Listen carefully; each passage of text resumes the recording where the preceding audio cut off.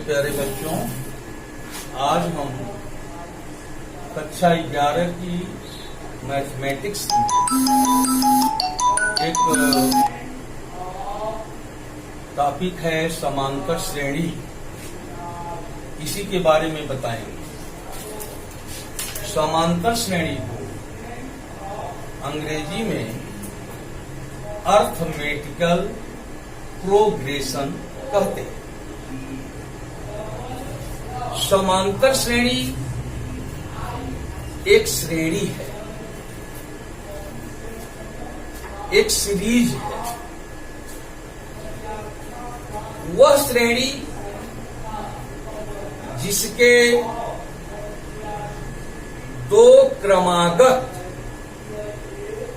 पदों में अंतर सदैव समान रहता है, ऐसी श्रेणी को समांतर श्रेणी कहते हैं। फॉर एग्जाम्पल,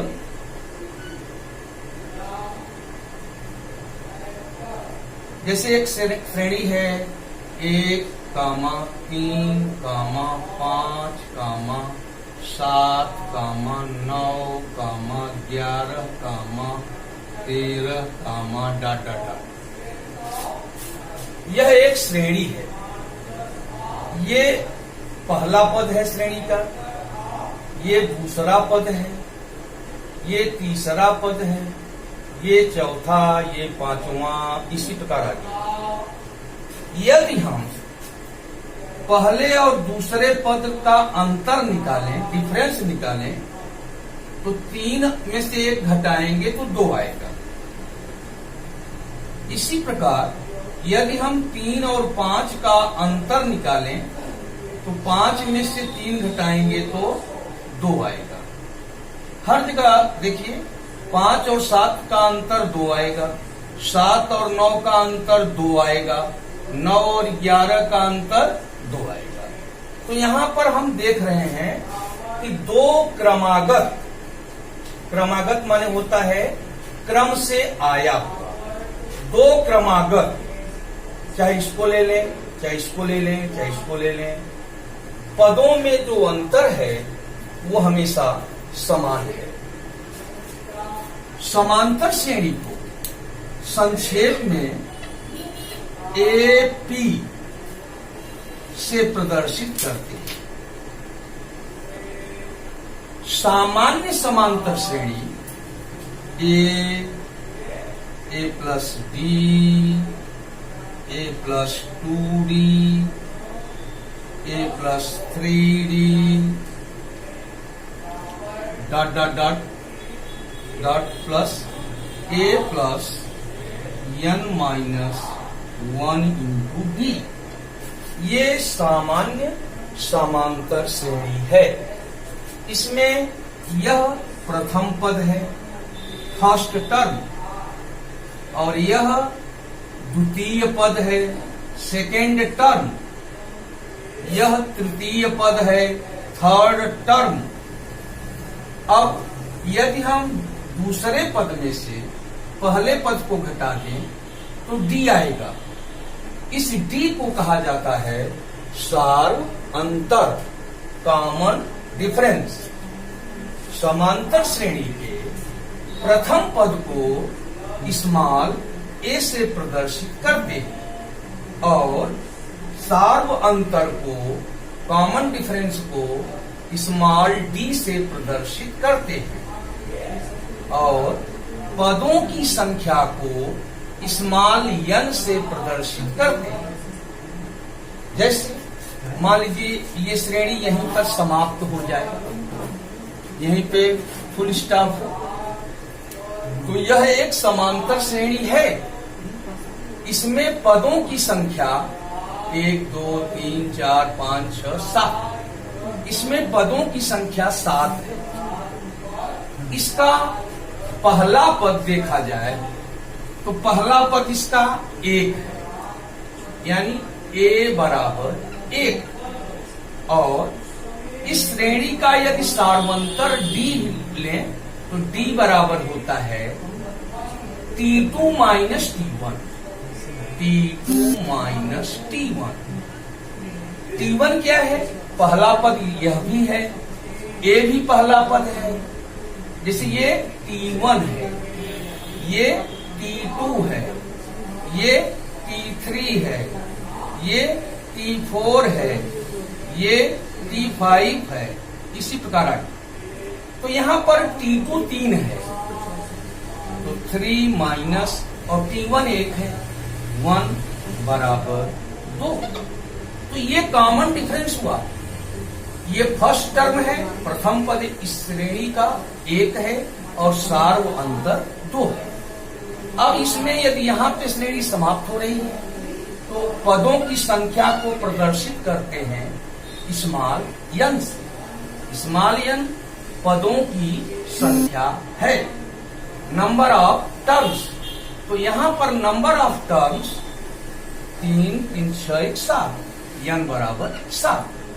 और ये जो पद है ये अंतिम पद है, लास्ट टर्म। लास्ट टर्म को स्मॉल यल से प्रदर्शित करते हैं। तो स्मॉल यल बराबर हो गया 13। ये स्मॉल यल है।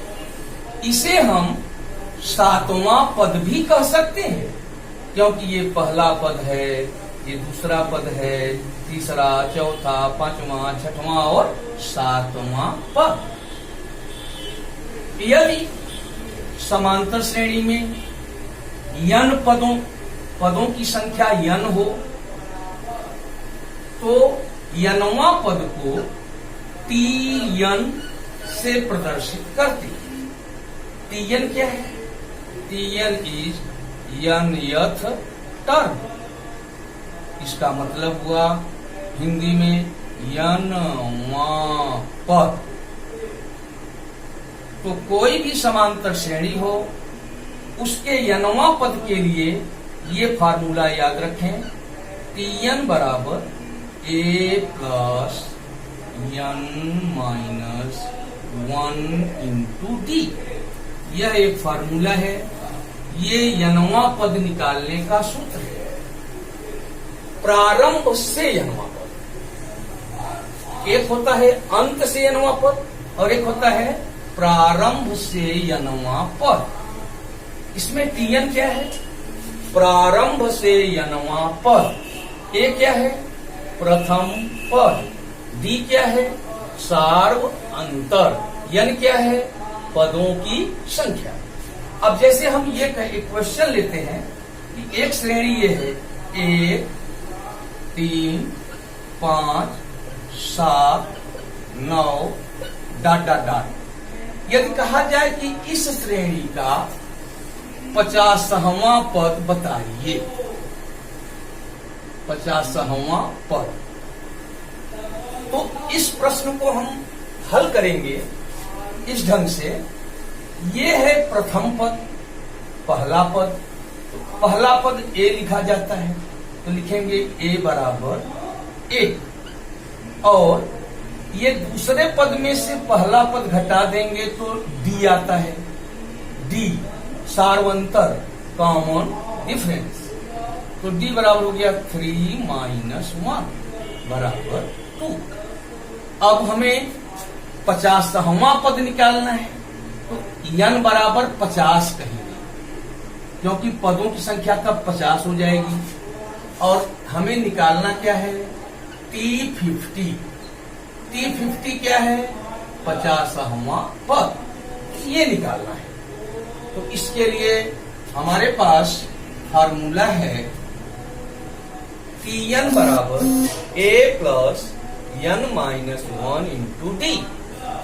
इसलिए अब इसी फार्मूला में जहां जहां n है वहां 50 रखेंगे, जहां a है वहां 1 रखेंगे, जहां d है वहां 2 रखेंगे। इसलिए t यहां 50 रखेंगे, T50 is equal to a की जगह 1 रखेंगे, 1 प्लस यहाँ n की जगह 50 रखेंगे, 50 माइनस 1 इंटू डी, d का मान 2 आएगा। अब इसको हल करेंगे तो बराबर आएगा 1 प्लस 50 में से 1 घटाएंगे 49 आएगा, इसमें 2 का गुना कर देंगे बराबर आएगा 1 प्लस 49 में 2 का गुना करेंगे 98 होगा, 98 में 1 जोड़ेंगे 99 होगा, तो T50 इज इक्वल टू 99। तो इस श्रेणी का 50वां पद 99 होगा।